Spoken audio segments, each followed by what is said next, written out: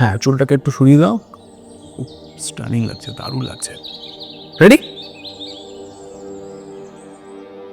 Smile. Wow, একদম একদম। হ্যাঁ, একটা নেক্সট।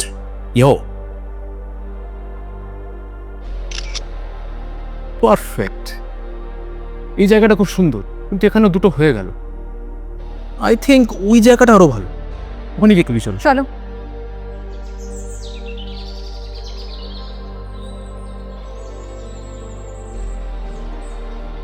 এই লোকেশনটা ঠিক আছে বলো? হ্যাঁ দারুণ হবে। হ্যাঁ। চলো এখানেই করি গেলে। ওয়াও,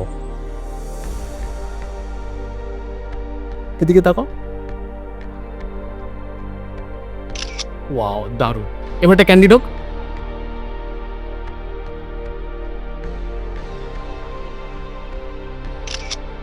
আর একটা।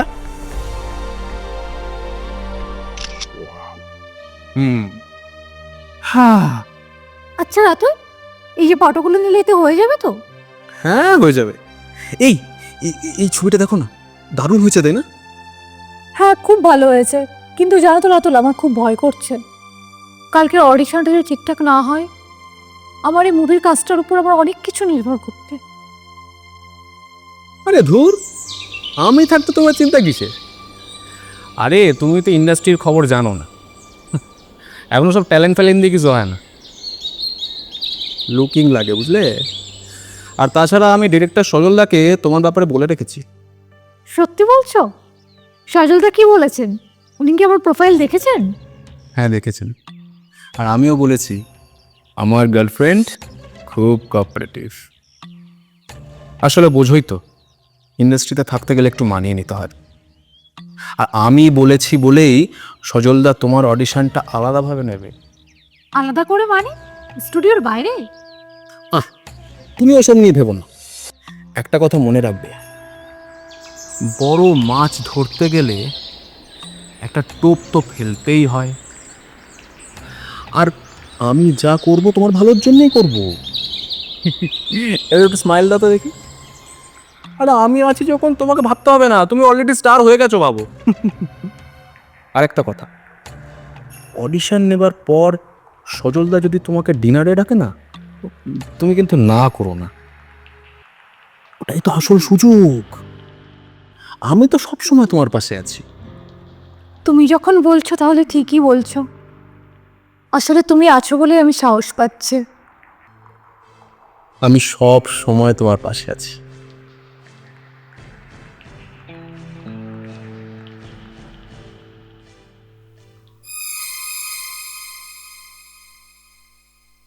স্যার আসবো? হ্যাঁ পায়েল, এসো, স্যার তোমার জন্যই ওয়েট করছে। রাতুল তোমার খুব প্রশংসা করছিল, একবার দেখি তোমার অভিনয়টা, তোমার অভিনয় কতটা আসে। একদম স্যার, আমি আমার বেস্টটাই দেওয়ার চেষ্টা করব। এ নাও, এটা তোমার সংলাপ। চরিত্রটা একটা মেয়ের, যাকে তার প্রেমিক ধোঁকা দিচ্ছে, কিন্তু সে ভেঙে না পড়ে তার প্রতিবাদ করছে। আমি একটা মিনিট সময় নিচ্ছি।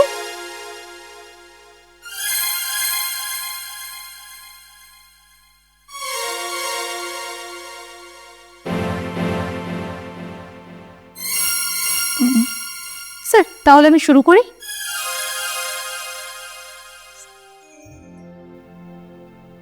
Role, camera, action. বিশ্বাস, ওই শব্দটা তোমার ডিকশনারিতে আছে আকাশ?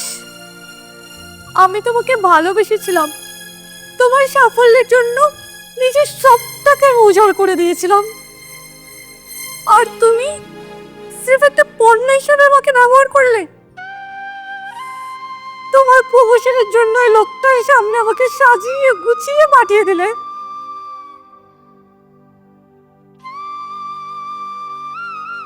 না, আমি কাঁদবো না। তোমার মতো একটা নীচ লোকের জন্য কাঁদাটাও পাপ। তুমি ভেবেছিলে আমি তোমার দাবার গুটি, যেদিকে খুশি সেদিকে চালাবে। মনে রেখো, আমি যদি তোমাকে পাহাড় সমান ভালোবাসতে পারি, তাহলে আমি তোমাকে ঘৃণাটাও হিমালয়ের সমান করতে পারি। আজ থেকে তোমার আর আমার পথ আলাদা। তুমি এক্ষুনি এখান থেকে বেরিয়ে যাও। Just get out.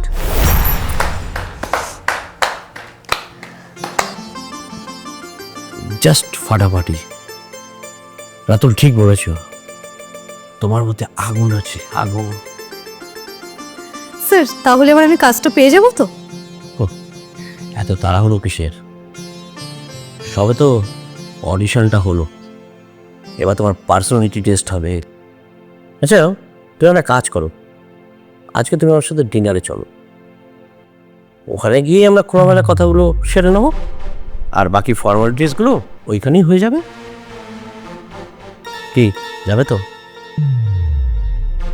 হ্যাঁ স্যার, ঠিক আছে।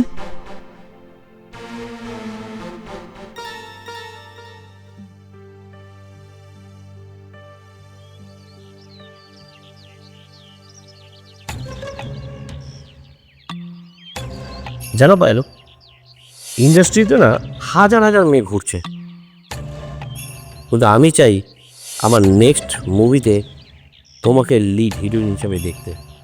আমি তোমাকে স্টার বানিয়ে দেবো। সত্যি স্যার? আমি লিড হিরোইন? ওটাই আমার স্বপ্ন ছিল স্যার। স্বপ্ন তোমার পূরণ হবে পায়েল। তবে জানো কি, কিছু পেতে গেলে কিছু দিতে হয়। তোমার আর আমার টিউনিংটা আরেকটু জমিয়ে নিতে হবে। আগামী পরশু আমরা আমাদের গল্পের জন্য স্পট দেখতে যাচ্ছি, তা আমি চাই তুমি আমার সাথে চলো। 2-3 দিন আমরা একসাথে থাকলে গল্পটা আর গল্পের চরিত্রটা নিয়ে আমি তোমাকে ভালো করে বোঝাতে পারবো। কি, যাবে তো? আপনি যখন বলছেন তাহলে অবশ্যই যাব স্যার। আচ্ছা রাতুলকে কি সঙ্গে নেব? রাতুল অবশ্যই যাবে, তবে সব সময় থাকবে না, কারণ কিছু কিছু মুহূর্তে ডিরেক্টর আর হিরোইনকে একাই থাকতে হয়, বুঝলে?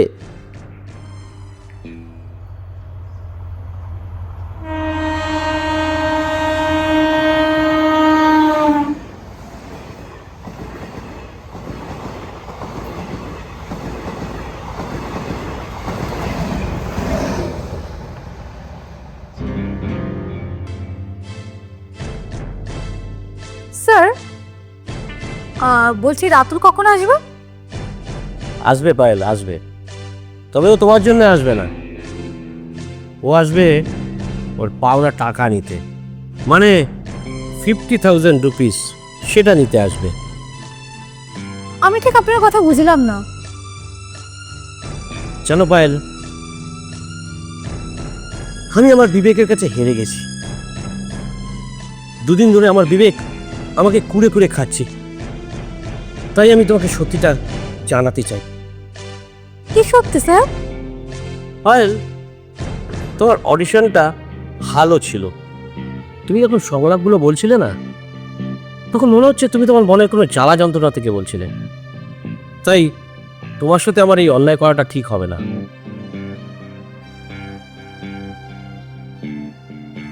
এটা শোনো। সজলদা, একটা কচি মাল পাঠাচ্ছি, ওর কিন্তু রেটটা বেশি লাগবে। আর পায়েলকে আমি সবকিছু ভালোভাবে বুঝিয়ে দিয়েছি, ও খুব ইমোশনাল, ওকে একটু লিড রোলে লোভ দেখাবেন, তাহলেই সব ম্যানেজ হয়ে যাবে। আর ওর জন্য 50,000 রেডি রাখবেন। আর আপনার মুভিতে আমাকে ডিওপের কাজটা দেবেন কিন্তু। হ্যাঁ, এটা তো রাতুলের গলা। ও আমাকে বিক্রি করে দিল। পায়েল, ও আসলে আমাদের মতো ডিরেক্টরদের দালাল। উতি মেয়েদের প্রেমের জেলে ফাঁসিয়ে টোপ দিয়ে ও আমাদের মতন পরিচালকদের কাছে নিয়ে আসে। কিন্তু পায়েল, অনেক দিন পর আমি তোমার মধ্যে সত্যিকারের অভিনেত্রী দেখতে পেয়েছি। সজলদা, বলছি সব কথা এগিয়েছে তো? আরে পায়েল, তুমি এখানে দাঁড়িয়ে আছো কেন? তুমি সজলদার সাথে রুমে যাও, বলো, স্ক্রিপ্টটা বুঝিয়ে দেবে। স্ক্রিপ্ট আমার বোঝা হয়ে গেছে রাতু, আর তোমার রেটটাও আমি জেনে গেছি। 50,000 টাকায়, মাত্র 50,000 টাকায় তুমি আমাকে বিক্রি করে দিলে। পায়েল, মানে তুমি ভুল বুঝছো। সরল, আপনি কি বলেছেন ওকে? রাতুল, তুমি আসলে একটা জঘন্য মানুষ। দেখো, আমি নোংরামও করতে পারি, কিন্তু ট্যালেন্টের সাথে বেইমানি করি না। পায়েল আমার ফিল্মে মেন হিরোইন হবে, তবে তোমার দালালিতে নয়। ও হবে ওর নিজের যোগ্যতায়। আর আজকে এই মুহূর্ত থেকে তুমি আমার সব প্রজেক্ট থেকে বাদ। এখনই এই মুহূর্তে এখান থেকে বেরিয়ে যাও, বেরিয়ে যাও এখান থেকে। সজলদা, তুমি কিন্তু আমার সাথে এটা করতে পারো না। আমার পেমেন্টটা? তুমি সত্যি একটা জানোয়ার, তুমি 1 টাকাও পাবে না। আমি এখন বুঝতে পারছি ওই দিনের অডিশনের সংলাপগুলো ছিল আমার ভবিষ্যতের আয়না। তুমি এক্ষুনি এখান থেকে বেরিয়ে যাও, নইলে কিন্তু তুমি পুলিশ ডাকতে বাধ্য হবো।